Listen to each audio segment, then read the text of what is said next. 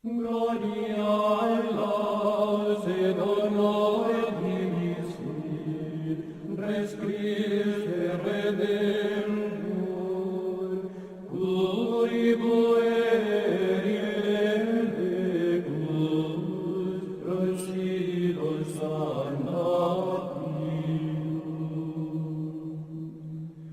Desde 1998, el Centro Eclesial de Documentación CED del Convento de San Francisco de Tarija está trabajando en la transcripción de manuscritos de su archivo.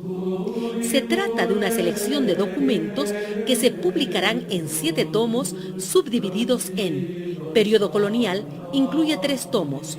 Los primeros 2 recogen la selección de la parte histórica y el tercero las biografías de los padres franciscanos que han muerto en Tarija. Periodo republicano incluye 4 tomos, 2 de carácter histórico, el tercero los anales del convento 1879-1936 y el cuarto las biografías de los padres desde 1835-1936. El objetivo de esta edición es el de dar a conocer el acontecer histórico de la acción de los franciscanos de Tarija. De hecho, solo la reflexión sobre nuestro pasado nos permitirá celebrar dignamente el 4º centenario de fundación del convento en el año 2006. El título de la obra subraya la relación entre formación de la nación boliviana iniciada en Charcas y las relaciones entre pueblos, naciones de los pueblos originarios que han logrado aspectos de comunicación entre sí. Estos aspectos se refieren a elementos comunes de vivencias históricas, culturales, sociopsicológicas y una trayectoria eclesial. Quedan diferencias, las que sin embargo no excluyen un conocimiento entre partes. La presencia franciscana en Tarija se amplió en los 4 siglos a las regiones de Sucre, Santa Cruz y zonas chaqueñas. La pintura de la Fundación de Tarija, presente en el Salón de Honor de la Alcaldía Municipal, realizada por el artista Hugo Galarza, incluye a un franciscano. Tarija nació como villa hispana en 1574 y los franciscanos llegaron en 1606. No se trata de un error poner un franciscano cerca de don Luis de Fuentes. Es una interpretación de la importancia de la presencia de los frailes en la región.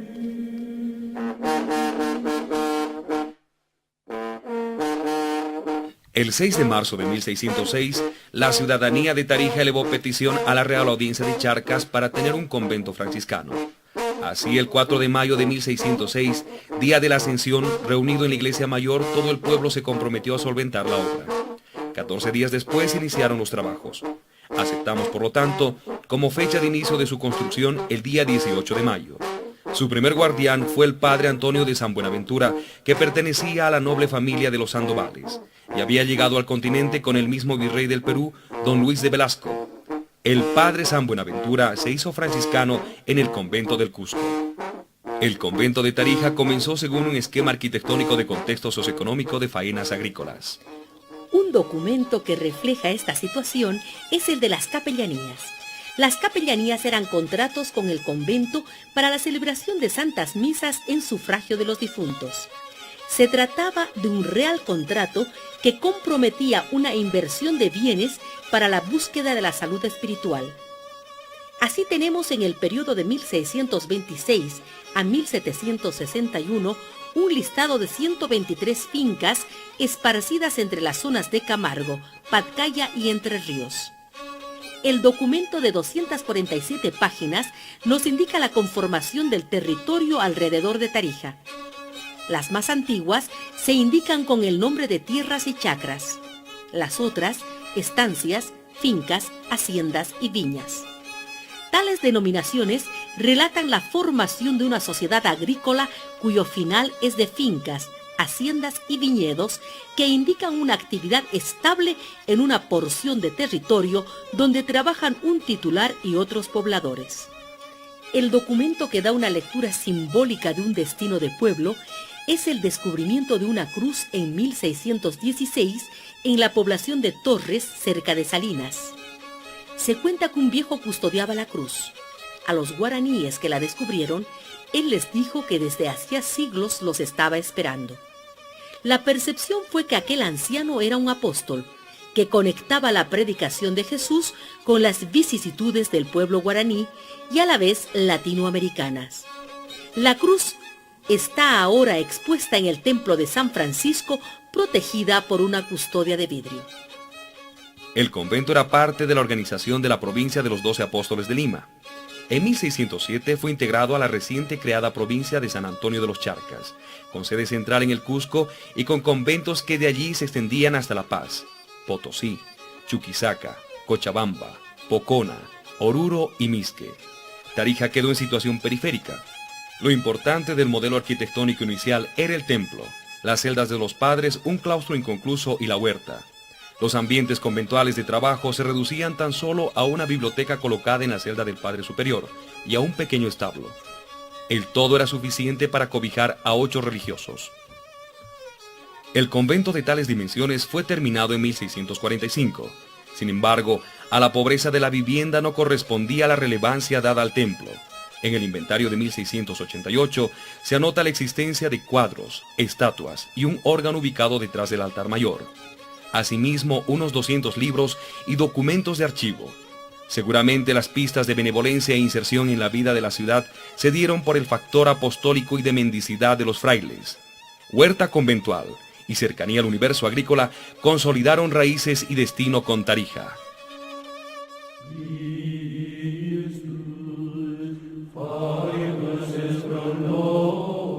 En 1622, desde Roma, se aprobaron los colegios de propaganda fide, que se presentaban como entidades jurídico-autónomas bajo la guía de un comisario prefecto que gozaba de atributos casi episcopales en los territorios de misiones.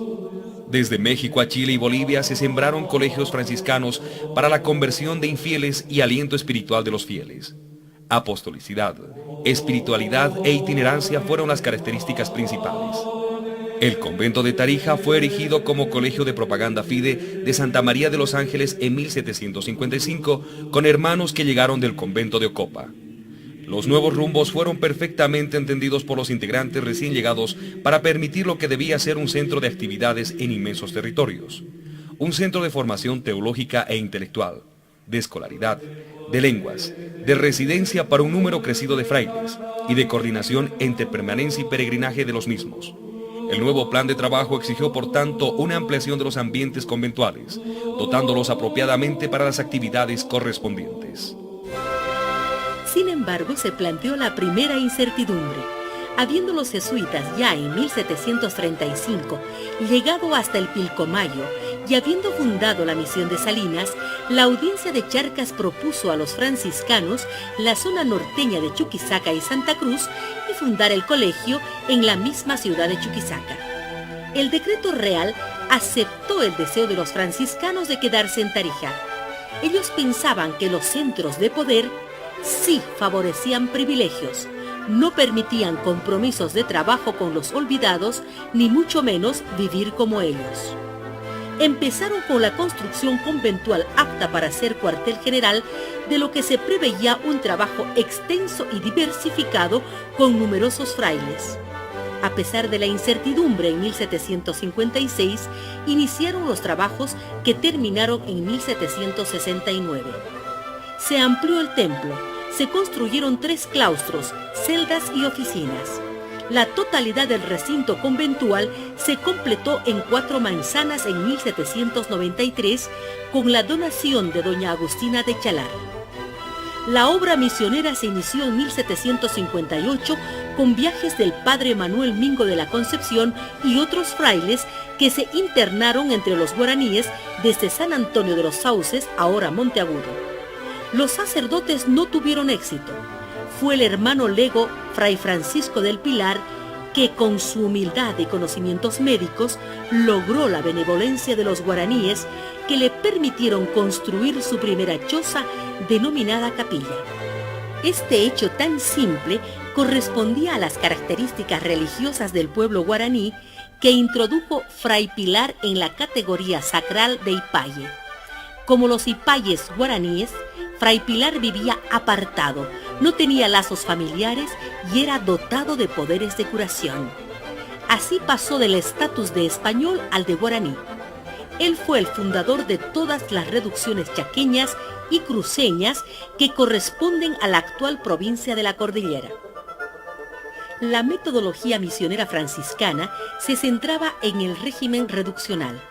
Los indios, en razón de la violencia colonial que los rodeaba, pedían la presencia de los franciscanos, que en contrapartida exigían economía colectiva, escuela y obediencia en la organización general.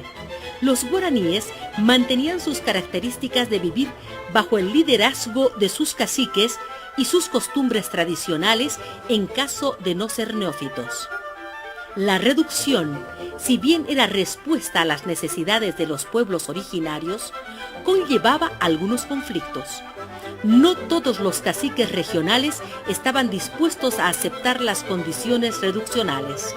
Por tanto, surgió la distinción entre indios amigos y del monte. Otros conflictos eran generados por los comerciantes y fortines militares que introducían en la región global los aspectos negativos de la osadía colonial.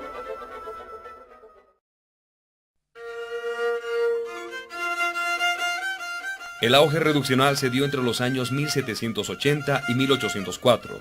Las reducciones en sucesión de tiempo son: en 1767, Salinas, Fundación Jesuítica en 1734. 1767, la de acero. 1768, Piray. 1772, Cabezas. 1771, Abapó. 1779, Senta, en la Argentina. 1782, Florida. 1786, Tacurú. 1767, Icmiri. 1788, Saipurú. 1788, Mazabi. 1789, Iti. 1790, Tayarenda. 1790, Ibirapucuti. 1791, Tacuaremboti. 1791, Itaú. 1792, Pirití. 1793, Obaí. 1795, Parapetí. 1795, Tapuitá. 1798, Tapera. 1804, Tariquea. El total de pueblos fundados, incluidos Salinas, es de 22, con 36 padres conversores y un total de personas de 23.636. Importante es remarcar que no existía en la reducción el discriminante religioso. Así es que el total de cristianos era de 9.197, con 6.031 de no cristianos, definidos según el lenguaje de San Pablo, gentiles. La escuela fue el espacio principal en la conversión al cristianismo. Así resultaba que 6.928 niños eran cristianos y 1.480 gentiles. Resultaba muy positiva la situación económica, con 16.043 cabezas de ganado, 1.341 caballos, 399 mulas y 1.593 ovejas. El ganado y la parte agrícola era el eje central de la economía comunitaria. Siempre se ha hablado que el Estado colonial solventaba con sínodos la economía de las reducciones, lo que generó la expresión de la unidad entre la cruz y la espada. Nada más falso. Los sínodos cubrían la ofrenda de una santa misa, que correspondía a 2 pesos, que era el equivalente de un jornal de trabajo de un indígena para quehaceres extracomunitarios. La ventaja era que los pocos sínodos eran invertidos por los padres en ganado, y de allí la solidez económica.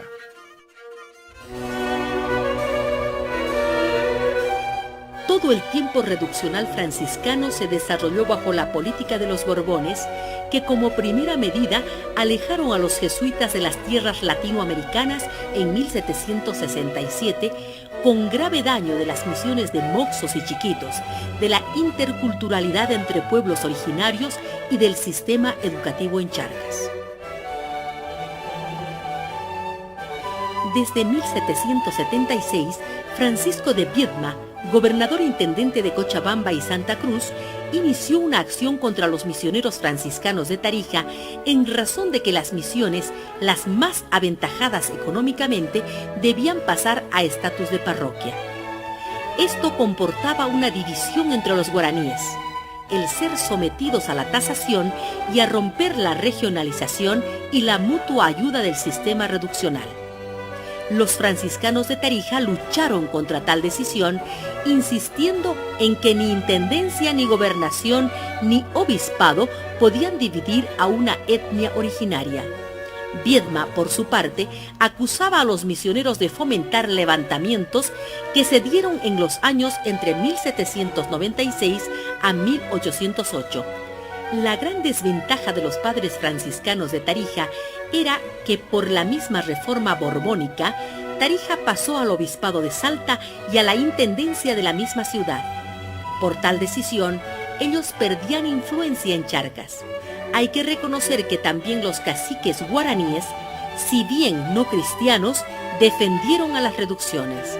El problema entre Viedma y franciscanos de Tarija no se resolvió y fue superado por la Guerra de la Independencia Latinoamericana.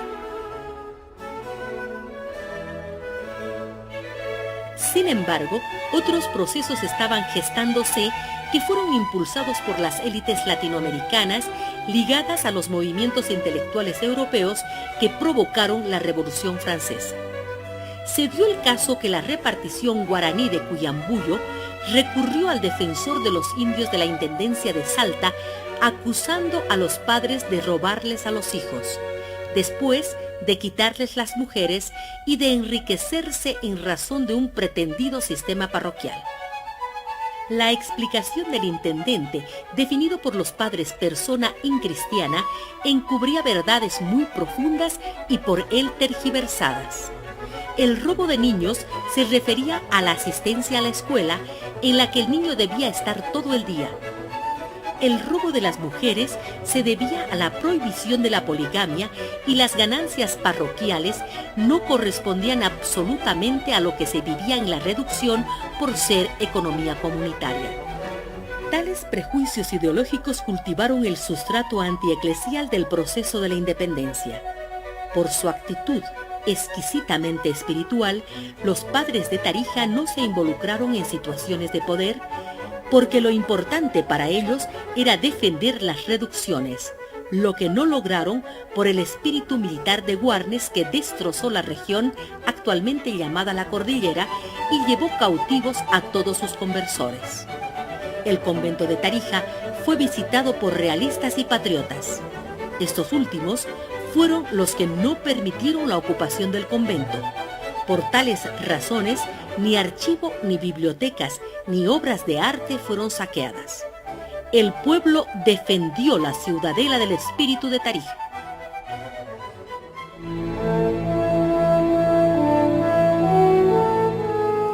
Según los dictámenes antieclesiales del mariscal Sucre de 1825 a 1826, también el convento de Tarija habría debido seguir la trayectoria de ser confiscado por el Estado. En sus memorias, el general Burdett O'Connor escribió: Estando yo en Tarija, me llegó una orden muy reservada de cerrar los conventos de San Francisco, Santo Domingo y San Agustín, y de apoderarme un solo día de todos los archivos con objeto de imponerse el gobierno de los censos fundados a favor de dichos conventos, para destinarlos al ramo de beneficencias y de vender en pública subasta las fincas que estuviesen en caso de ser enajenadas. Cumplí con la orden respecto de los conventos de Santo Domingo y San Agustín, pero aventuré una observación relativa al de San Francisco, en el cual habían 3 religiosos, a quienes toda la población y la campaña miraban hasta con veneración, y mi observación tuvo el efecto de que hasta ahora subsiste el convento de San Francisco, en mucho mayor estado que antes, y hoy día, si no me equivoco, tiene cerca de 30 religiosos de una conducta ejemplar, y que son muy meritorios y altamente útiles al país. El general Burdett O'Connor terminó su escrito en el año 1871. Con permiso del presidente Andrés de Santa Cruz, el padre Andrés Herrero, con ayuda económica de bienhechores particulares, del gobierno central y de la ciudad de Tarija, en 2 viajes a Europa en 1834 y 1835, trajo 80 frailes que distribuyó en Perú y Bolivia. Por el fortalecimiento de personal, el colegio y convento de Tarija tomaron sus antiguas tareas de presencia en la ciudad, en las parroquias y comunidades del campo, iniciativas de caridad y de ciencia y de ser misioneros hacia el Chaco. Heredaron de sus hermanos predecesores el convento, así lo describe el padre Alejandro Corrado.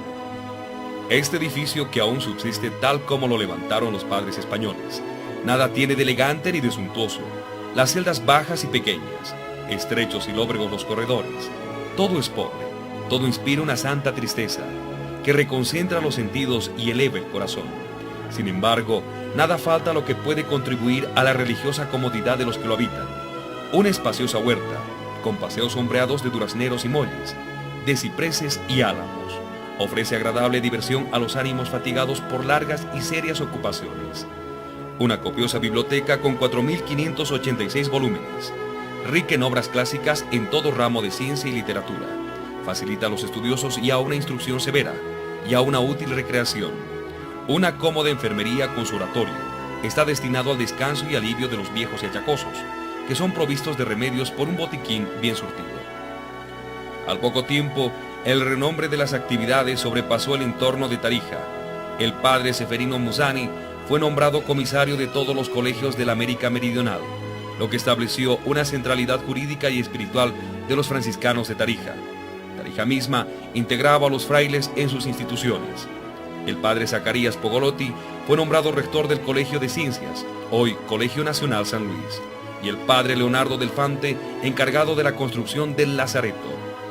El gobierno central y la prefectura confiaron al padre José Llanelli la expedición al Pilcomayo para establecer una conexión con Asunción del Paraguay. Falló por el desaliento de los soldados. La fama mayor del colegio se dio en los años entre 1860 y 1872. Llegaron de Argentina y del interior de Bolivia las peticiones de integrarse a la comunidad de Tarija del padre Mamerto Esquiu y del padre